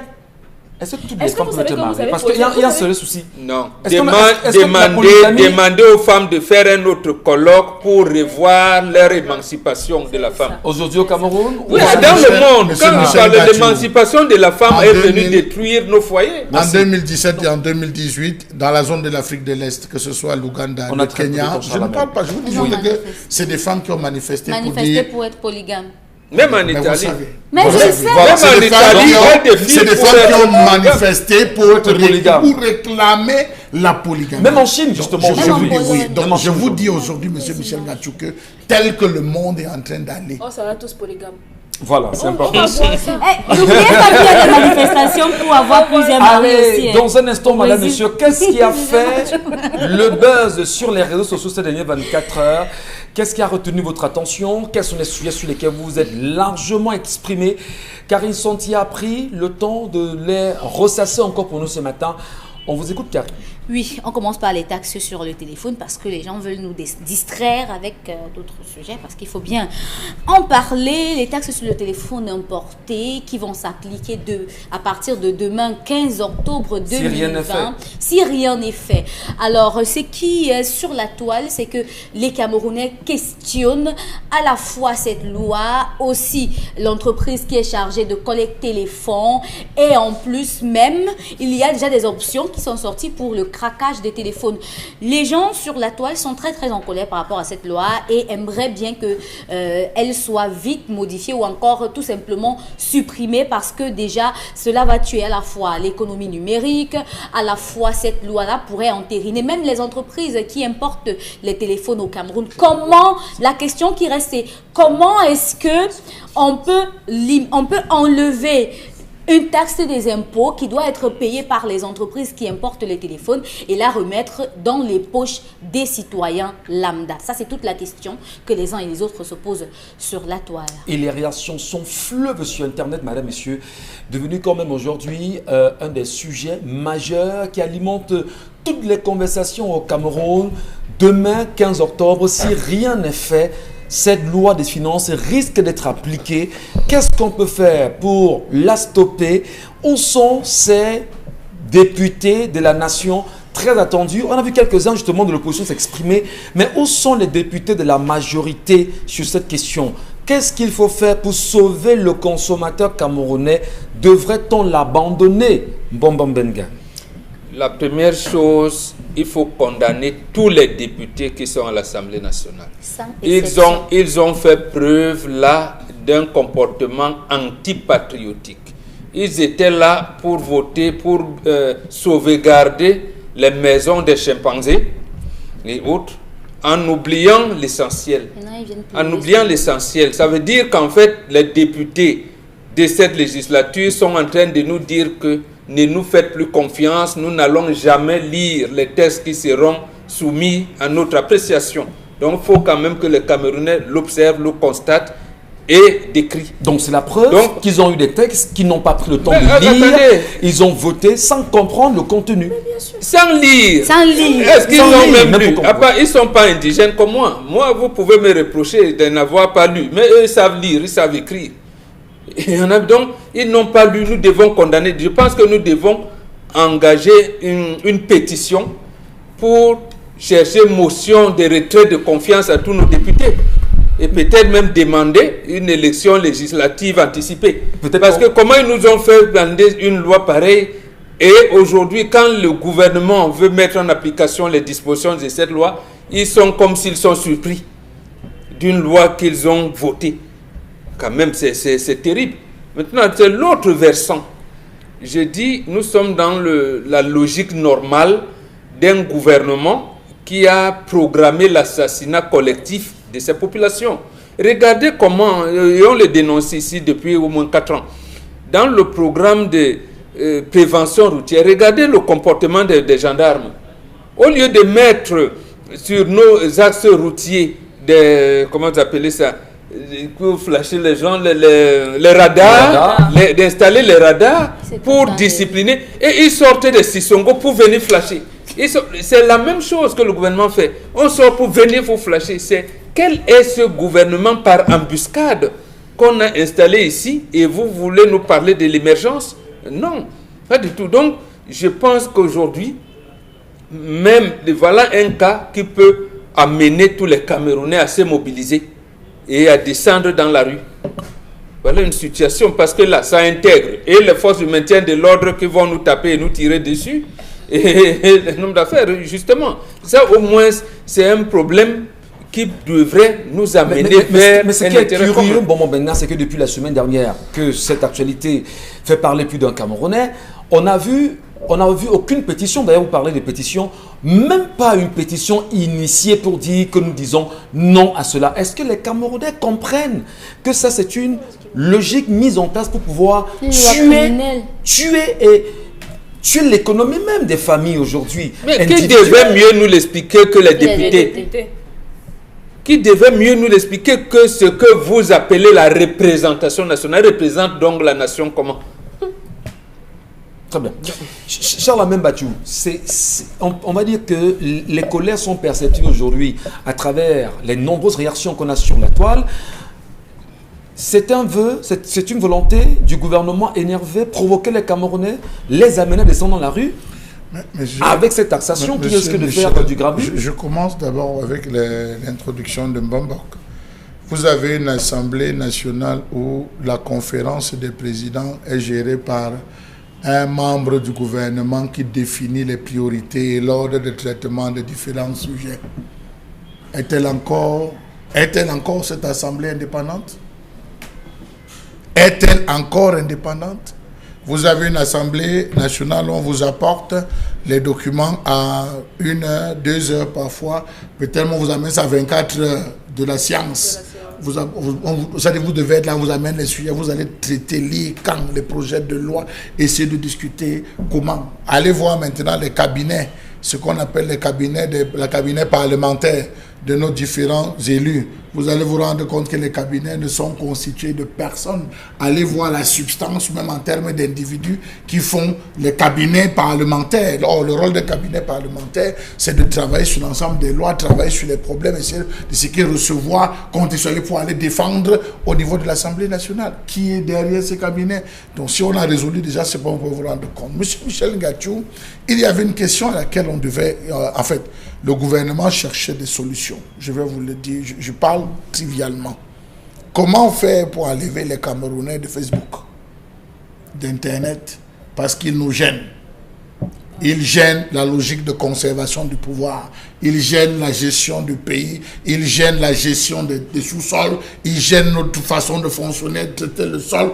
Comment ils nous vendent à l'étranger, les copies. Comment faire? Il faut imposer une taxe. Si vous mettez une taxe, que de dépenser, le Camerounais va préférer jeter l'Android et passer de manière, entre guillemets, trivialement. Voilà la taxe. Vous savez qu'il y a des Camerounais qui disent, sur la toile qu'ils vont même plus utiliser, désormais ils vont abandonner leur téléphone. Ça va donc faire un de moins. Un microbe de moins sur Facebook. Monsieur Michel Ngachou, un microbe de moins. Je dis non. Je dis non, monsieur Michel Ngachou, parce que dans une république qui se veut sérieuse, on ne peut pas taxer. Vous avez vu, pour ceux qui se sont battus à écouter les réponses données par l'homme qui va gérer ces mécanismes, il s'est mis à balbutier, il s'est mis... Quand vous allez fouiller même le nom de son entreprise... Même pas sur Internet. Je dis, ce n'est même pas sur Internet d'abord. Il faut savoir qui se cache derrière cette entreprise. De deux, il faut se poser la question, est-ce qu'il maîtrise même le sujet dans lequel il est en train d'aller? C'est une méthode, monsieur Michel Ngachou, de pillage, de stressage. On va stresser les Camerounais davantage. J'ai entendu que l'ensemble des présidents des réseaux de consommateurs se lèvent pour défendre, et je donne raison à un aîné qui d'habitude dit que ces réseaux de consommateurs, c'est des affamés qui vont, monsieur Michel Ngachou, tout simplement pour chercher des bribes, manger, se taire, ne défendre aucunement le peuple. Parce que depuis là, les différentes associations des consommateurs devraient déjà être là. Il y a un même qui est spécialiste des jeunes. Il aime trop gêner. Non, de la famine. Excusez-moi. Grève de la faim. Il y a un spécial des grèves de la faim. Je n'ai pas suivi parler. Je ne suis pas parlé depuis longtemps. Monsieur Michel Ngachou, c'est un braquage terrible. Imaginez-vous, sur les boissons gazeuses, on a taxé. La pneumatique, on a taxé. La friperie, on a pratiquement taxé, même au niveau de la communication, 2% des frais, monsieur Michel Ngachou, et qu'on nous sorte encore ça. Mais c'est grave, c'est condamner, excusez-moi, je prends une autre expression triviale, c'est laisser le violeur pour condamner celui qui tient la caméra, monsieur Michel Ngachou, qui filme le viol. C'est ce qu'on est en train de faire là, en ce moment. On n'a aucun élu qui s'est levé. 33%. Sur 100 000, 33%. Monsieur Michel Ngachou. Le chiffre n'est pas... Monsieur Michel Ngachou. C'est pas... Voilà ça sur un triptyque. 33%. Voilà ça sur un triptyque. Vous achetez un téléphone qui est sorti en 2016. Sa valeur sortie de l'usine, après tout ce que vous voulez, c'est 100 000 francs. Ce téléphone arrive au Cameroun. Vous l'avez en 2020. Les 33% vont s'appliquer par rapport à la sortie de 2016 ou par rapport au temps qu'il aura mis dehors en 2020. Vous voyez, ils n'ont pas pu expliquer. L'autre chose, l'importateur téléphone qui passe par la douane, lui n'est pas taxé. Lui n'est pas taxé, c'est le consommateur qui doit. Alors, on se demande, le gouvernement camerounais est-il... Est-ce que le gouvernement, qui a peut-être qui est même surpris aujourd'hui par cette loi-là. Pourquoi aucune réaction? surpris. Ni le chef du gouvernement lui-même, Joseph Diongouté, ni le ministre des Finances ne vient nous expliquer. Mais les gens ont orchestré, ont mûri leur système, leur truc d'embuscade, d'arnaque. Vous dites qu'ils viennent contester. Entre nous, soyons sérieux. C'est le gouvernement qui a posé. Non. Les Camerounais se laisseront-ils faire, justement? Même pas. Dominique Autré, rapidement. Même pas, parce que il y a des façons de pouvoir contourner ça aujourd'hui. Et tout le monde le sait, c'est disponible sur Internet. Ne me demandez pas de payer cette taxe parce que je ne le ferai pas. Je ne le ferai pas. Je ferai comme toutes les personnes qui ont déjà commencé à changer l'email de mon téléphone. Voilà. Oui, on le fera tous. Et on le changera autant de fois. Oui, on va changer. On va changer. Maintenant, vous allez faire le porte-à-porte. Il y a combien de téléphones dans cette maison? Où sont les factures? Où sont les reçus de vos taxes que vous avez payées? Ils vont devoir descendre maintenant sur le terrain. Parce que si vous les dépassez, là, ils vont imposer une taxe sur la respiration. En fonction de la grosseur de votre nez, vous allez payer. Parce qu'ils vont fouiller. Ils vont fouiller. Je vous en prie. Allez, Macron. C'est pour montrer la gravité, monsieur Moussel. Ce n'est pas seulement pour faire une légère pause, je vous en prie. Puisqu'il est important de respecter nos partenaires, madame, messieurs. Consti Lamine est avec nous. Il vient nous parler de 1001 tapis. Consti Lamine, bonjour. Alors bonjour Michel Gathiou, bonjour à tous nos téléspectateurs et bonjour à tous les clients du concept Salaka et du côté du magasin 1001 tapis. Nous sommes bel et bien le mercredi 14 octobre 2020. C'est donc la grande promotion du côté du magasin 1001 tapis, des articles de qualité à des prix vraiment dérisoires avec garantie. Et je rappelle aux clients du concept Salaka que le concept Salaka est le seul concept de communication commerciale qui vous permet d'avoir des articles de qualité. Et à Salaka, on ne dépend pas un article, on le remplace. Oui, c'est l'un de nos slogans. On ne dépend pas, mais nous remplaçons à Salaka. Les clients peuvent le témoigner. Alors ce matin, nous allons tout de suite, avant de passer à la vente proprement dite, je tiens encore à présenter à tous nos téléspectateurs que vous avez encore et encore quelques tensiomètres disponibles. Chacun devrait l'avoir à la maison. Prenez votre tension, c'est bien. Bien entendu, donc, un tensiomètre de qualité, vous l'avez au magasin 1001 tapis. Un tensiomètre avec tous ses accessoires, notamment l'élément principal que voici. Vous avez également son chargeur et bien entendu tout ce qu'il y a comme élément qui accompagne ce tensiomètre de qualité à un prix vraiment dérisoire. Et dès que vous achetez un tensiomètre, on vous donne gratuitement un fer à vapeur du côté du magasin 1001 tapis. Je rappelle que le stock, il est très limité.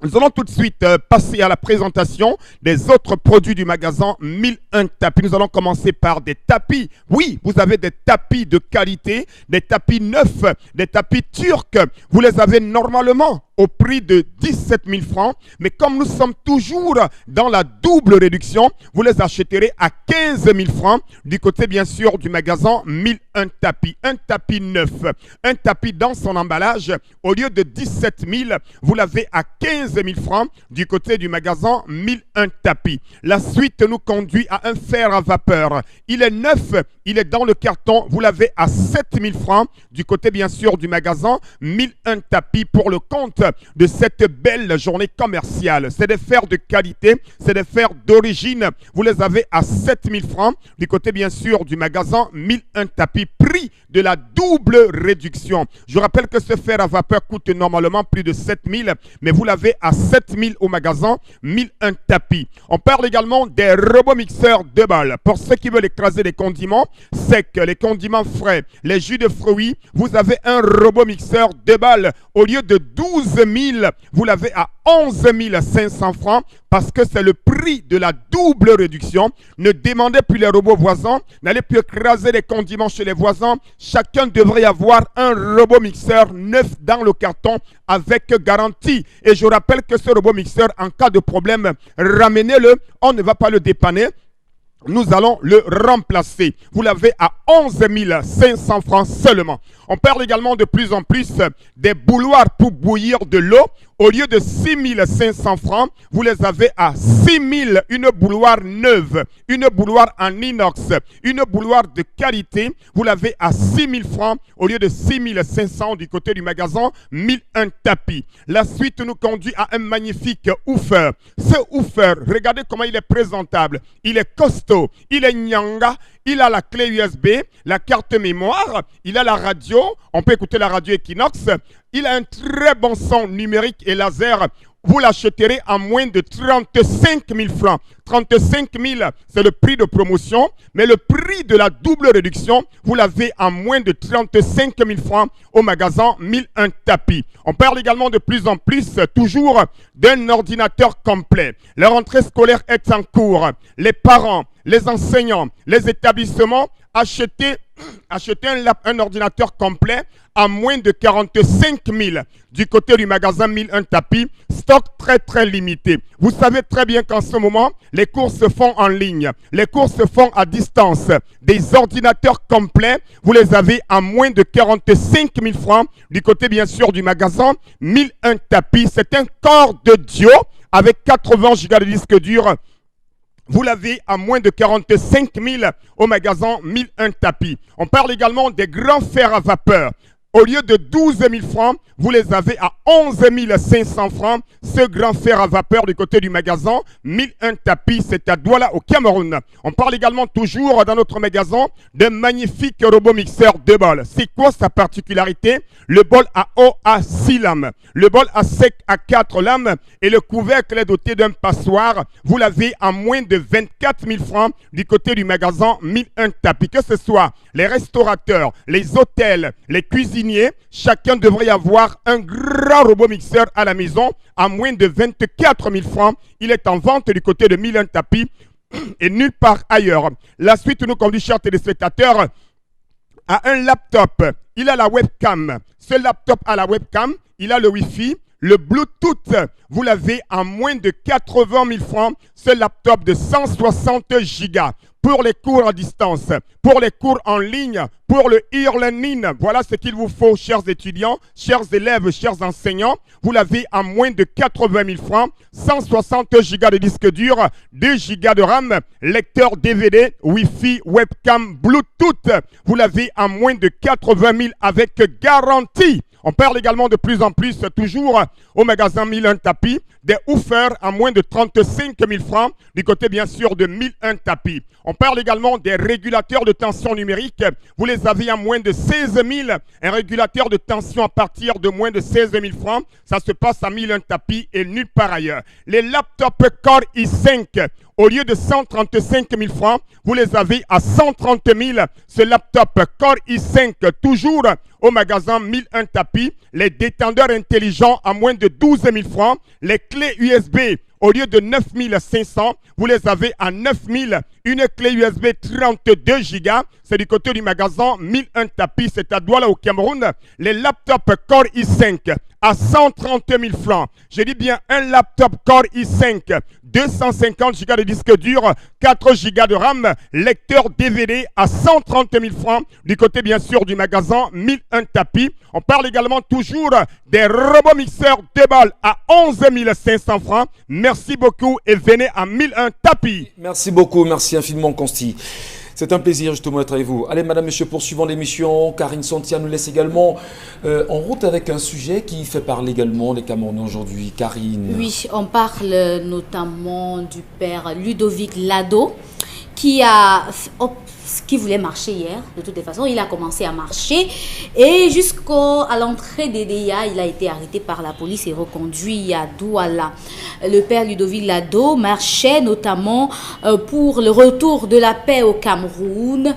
Et selon les informations, il a été arrêté alors qu'il entrait dans la ville d'Edéa et retourné à Douala. Alors, les questions que se posent les Camerounais de la toile, notamment, c'est pourquoi est-ce qu'on arrête de prêtres qui marchaient tout simplement pour aller à Yaoundé?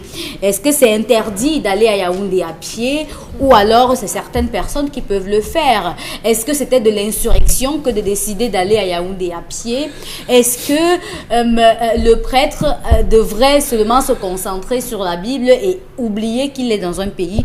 Il y a tellement de questions que les internautes se posent ce matin et depuis hier notamment, ça fait le tour de la toile et le père Ludovic Lado lui-même a dit qu'il continuera aujourd'hui. Après sa libération. Et selon certaines informations que nous avons, en attendant qu'elles soient véritablement mises en place comme nous les avons eues, c'est qu'un collège de prêtres s'organiserait aussi a fait cette marche à travers le Cameroun pour suivre l'exemple du père Ludovic Lado, qui d'ailleurs dans un commentaire, on l'a vu, enfin dans un post lui-même, il nous fait savoir qu'il recommencera demain. Bon, Bengan, l'église marche ou c'est le père Ludovic Lado qui marche? En fait, l'église commence là à faire ce qu'elle n'aurait pas dû abandonner. Je pense sous la congrégation des jésuites, c'est une bonne chose parce que d'abord, dès les premières heures de la décolonisation du continent noir et du Cameroun en particulier, c'est un père jésuite qui avait initié une lettre pour demander un peu que les prêtres indigènes puissent vraiment proclamer leur prédication au regard de la situation qu'ils vivaient. C'était sous la conduite du père Menrat Hebga. Ils ont écrit une lettre qui disait « Les prêtres noirs s'interrogent ». Ça avait paru à Présence africaine à l'époque. Et c'est bon. D'autres choses, en Amérique latine, lorsque vous voyez la société qui se mouve aujourd'hui, c'est précisément parce que une bonne frange des prêtres de l'Église catholique romaine s'était rangée du côté de ceux qui réclamaient la souveraineté de leur État. D'où est née la théologie de la libération. Parce que ils ont dit là-bas que l'Église devrait être du côté des pauvres et des opprimés. Mais chez nous, les prêtres de l'Église catholique romaine étaient en collusion incestueuse avec le colonisateur d'une part et les relais de cette colonisation-là après ce que vous avez appelé indépendance. Donc, on n'avait pas... On en est là jusqu'aujourd'hui au point où on peut assassiner les prêtres, les évêques et tout. Vous allez voir, à peine quelques éclats de voix, on se retasse encore. Au point où vous ne savez pas. Ici... Donc, vous saluez l'action du Père J'ai salué l'action et justement parce qu'il a pris lui-même, je pense dans Jean 5, verset 8, il dit... Jésus a dit à l'aveugle, lève-toi et marche. Donc, lui, il s'inscrit dans la parole de Jésus, que je ne connais pas trop, mais apparemment, quand Jésus a dit, il demande au peuple camerounais, mais lève-toi et marche. Marcher justement pour la paix, revendiquer la paix, marcher seul, marcher pacifiquement, qu'est-ce qui peut justifier l'arrestation policière? Charles Amembatou. Vous savez, lorsque vous avez fait du mal à quelqu'un dans un quartier, dans une entreprise, dans une structure, le moindre flissement d'une feuille vous fait paniquer, M. Michel Ngacho.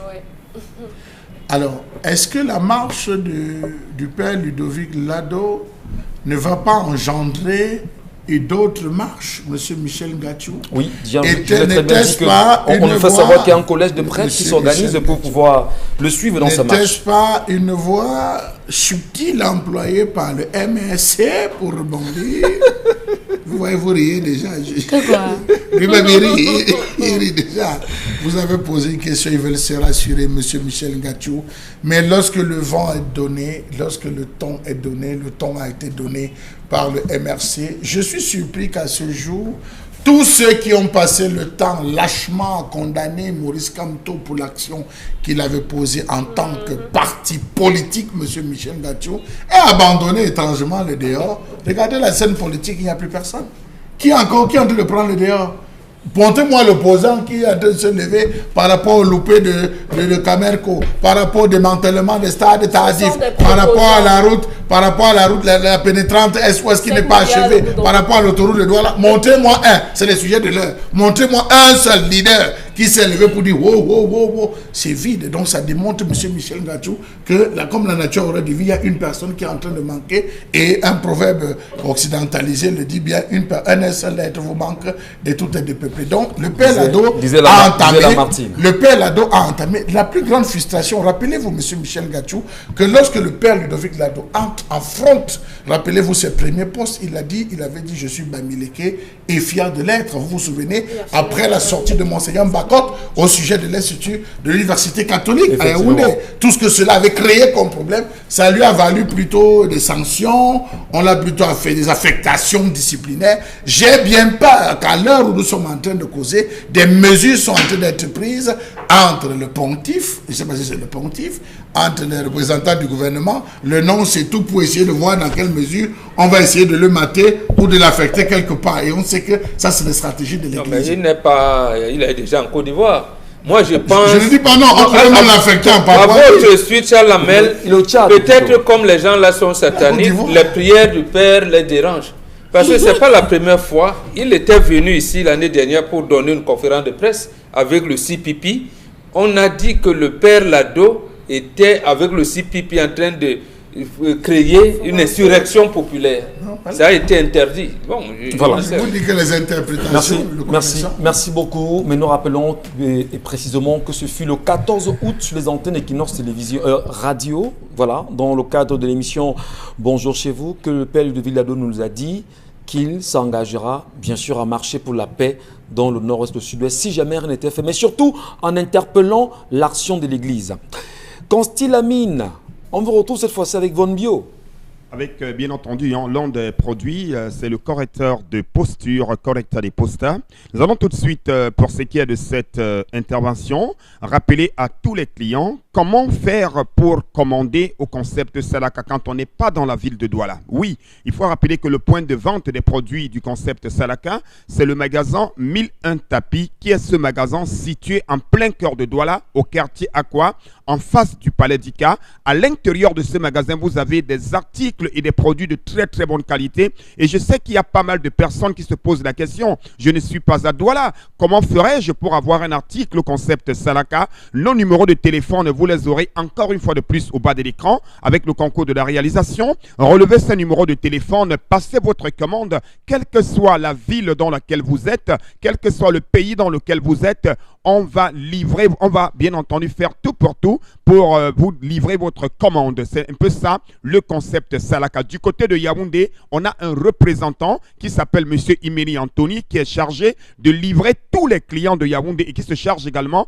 de l'expédition des colis du côté de Bertois, d'Ebolova, de Bafia, de Ngaoundéré. Tout le Cameroun est livré par le concept Salaka. Alors à l'instant, nous parlons du correcteur de posture, cette jaquette médicale qui est également en vente au magasin 1001 Tapis. Ça permet d'éliminer les douleurs au niveau du dos, ça permet d'éliminer les douleurs au niveau des épaules. Ça permet également de nous prévenir contre le mal de dos. Chacun devrait l'avoir. Oui, ceux qui ont déjà des douleurs au niveau du dos, voici une jaquette médicale qui est importante pour éliminer les douleurs au niveau du dos. Le prix de ce correcteur de posture, le prix de promotion est de 10 000 francs. Mais comme nous sommes en double réduction au magasin 1001 Tapis, vous l'avez à 9 500 francs. Un correcteur de posture, quelle que soit la taille, quelle que soit la couleur, vous l'avez à 9 500 francs, votre correcteur de posture au lieu de 10 000. Cette offre est valable sur tous les articles du magasin 1001 Tapis. Il y a également bien entendu la pommade contre les hémorroïdes. Cette pommade qui permet d'éradiquer totalement les hémorroïdes. Elle est également en vente au magasin 1001 Tapis à un prix très très promotionnel. Merci beaucoup et rendez-vous à 1001 Tapis. Terminé pour l'édition de ce matin, mesdames, messieurs. Nous restons proches de vous. Nous vous accompagnerons chaque jour. Mais surtout, ensemble, nous continuerons à lire le Cameroun. Demain, 10h, avec le même plaisir. Au revoir.